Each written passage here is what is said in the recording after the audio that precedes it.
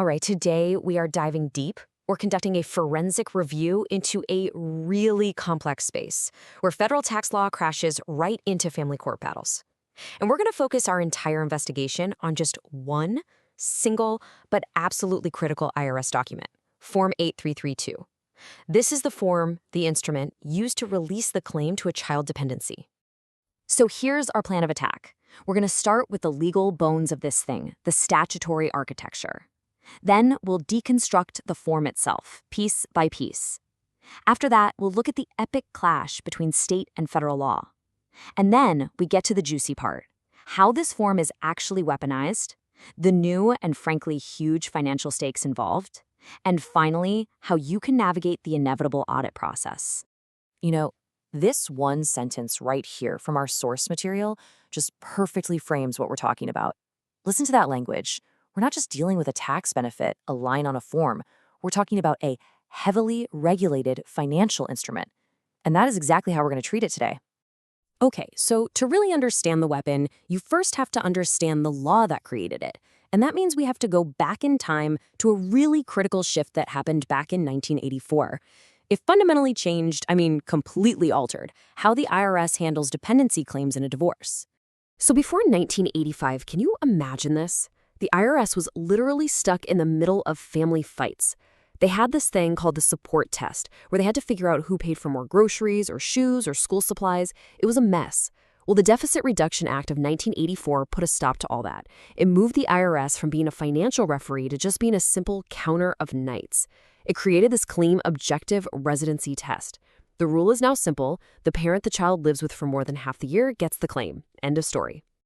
So you're probably asking, how does a non-custodial parent ever get to claim a child then? Well, it's through something called the special rule in Internal Revenue Code Section 152E. It rests on these four pillars. The first three are basically set up. The parents have to provide most of the support, have custody for most of the year, and have a specific marital status. But it's that last one, pillar number 4, the written declaration, that's the entire ballgame. Without that signed Form 8332, the special rule just doesn't work. All right, now let's put the instrument itself, Form 8332, right under the microscope. We are going to forensically analyze its 3 distinct parts, and you'll see how each one has some pretty serious strategic implications. Part 1 is all about tactics. Think of it as a single-shot release. It's only valid for one tax year. For the custodial parent, this is by far the safest route. Why? Because it forces the non-custodial parent to come back year after year and ask for a new signature. This ensures the custodial parent keeps maximum control, maximum leverage every single year. Part 2, on the other hand, well, this is a massive strategic move. A custodial parent can use this to release the claim for specific future years, or, and this is the big one, for all future years. A single signature here can transfer that claim indefinitely, or at least until it's formally revoked. The non-custodial parent just has to attach a photocopy of this original form to their return each year. It's a huge surrender of that annual leverage we just talked about. And that brings us to Part 3, the takeback. But there's a huge catch here, a built-in delay you have to see. A custodial parent can revoke that prior Part 2 release, but it is never, ever immediate. It only kicks in for the tax year following the year they give notice. So let's say a revocation is delivered on December 31st, 2025. It does nothing for the 2025 tax return. It's only good starting in 2026. This gap year is a critical detail, and as we'll see, it's ripe for strategic moves. Now, here is a rule that you cannot bend. The release has to be unconditional. Treasury Regulation Section 1.152-4 is crystal clear on this. If you try to add conditions, if you scribble in valid only if child support is current, you have instantly voided the form in the eyes of the IRS. The agency is not a family court. It will not enforce your side deals. The waiver has to be absolute, full stop. Okay, this is where the rubber really meets the road. This is where the conflict becomes explicit. You've got the power of a state family court on one side, and the rigid administrative power of the IRS on the other. And a critical regulatory change back in 2008 made it very, very clear who wins this fight. See, before 2008, sometimes you could get away with using a divorce decree instead of the form. But a Treasury Regulation change, which took effect for tax years after July 2nd, 2008, completely severed that link. State courts can treat the exemption like a car or a house, something to be divided up. But the IRS, They see it as a statutory right that is governed by one thing and one thing only, a perfectly executed Form 8332. The landmark case Armstrong v. Commissioner is the perfect example of this. You had a father whose divorce decree clearly awarded him the exemption, as long as he was current on child support. He was current, but the mother refused to sign Form 8332, so he just attached the court order to his tax return, and you know what happened? Both the IRS and the U.S. tax court shut him down. The reason was simple. The court order had conditions, and more importantly, it was not a Form 8332. So what's the big takeaway here? It's that a state court's power has a clear limit. It can order a parent to do something. It can hold them in contempt for refusing to sign the form. But the court order itself, no matter how powerful the judge's signature is not the tax document. For the IRS, the signed form is all that matters. So now we get to the absolute core of our review. We've laid out the rules, we understand the stakes, we know the power of the form.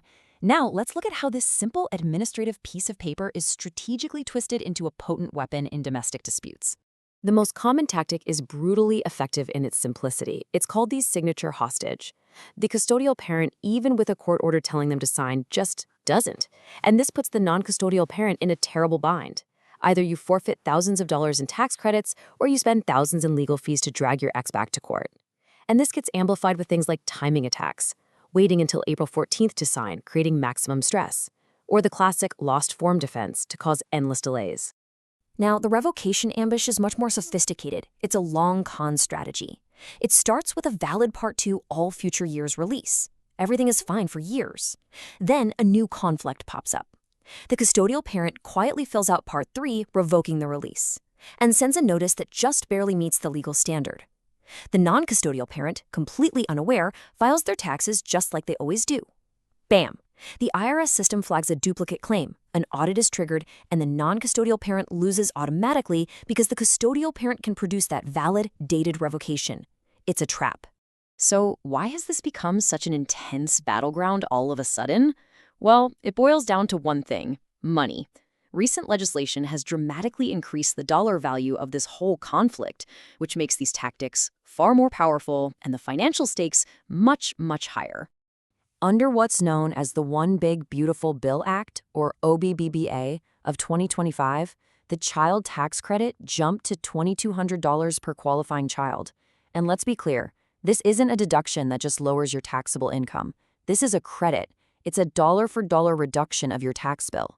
The value controlled by that single signature on Form 8332 just skyrocketed. Let's put that in real-world terms. For a non-custodial parent who has 3 kids, that one form now controls access to $6,600 in direct tax credits.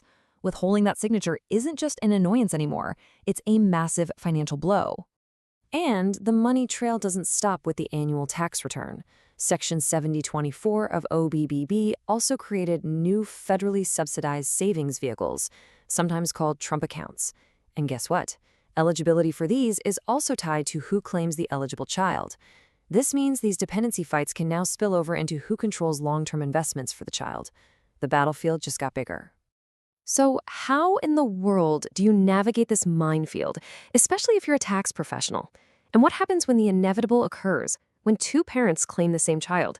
Okay, let's walk through the critical validation steps and the cold, hard IRS audit process. For any practitioner who gets a Form 8332, this is your forensic checklist. You have to go through it. First, is it the most current version of the form? Using an old one is asking for trouble. Second, is it absolutely unconditional? Any handwriting on it? Third, do all the social security numbers match what the IRS has on file? And fourth, was it signed before the tax return was filed? If you get a no on any of these, that's a massive red flag for an audit. And this is what happens when a dispute goes nuclear. The IRS process, called the duplicate dependent check, is automatic, and it is completely unforgiving. When 2 returns claim the same kid, the system flags it. Both parents get a CP-87 notice in the mail. If nobody backs down, it goes straight to an audit. And in that audit, the burden of proof is brutally simple. The custodial parent just has to prove the child lived with them. The non-custodial parent has only one defense, one shield, a valid, signed, unconditional Form 8332. Which really leaves us with one final question. In this fight between a state court order and a simple signature on an IRS form, who truly holds the power? Well, the answer, it seems, is written in black and white.